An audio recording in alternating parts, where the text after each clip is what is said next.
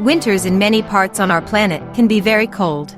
Protecting your biogas analyzer in these conditions is very important, especially when the analyzer is not in a climate-controlled room. That's why we offer a self-regulated, heated blanket for the MRU SWG 100 biogas analyzer. This external wrap allows you to operate the analyzer at temperatures as low as -20 degrees Fahrenheit. This easy-to-install blanket, which is UL and CSA conform, is self-regulated and is operated with a single-phase 120-volt.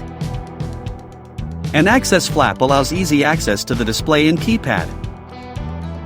And it can even be combined with an internal cabinet heater for even extremer temperatures. With these options, your biogas analyzer is ready for extreme temperatures. For more information, please contact us and we will be happy to assist you.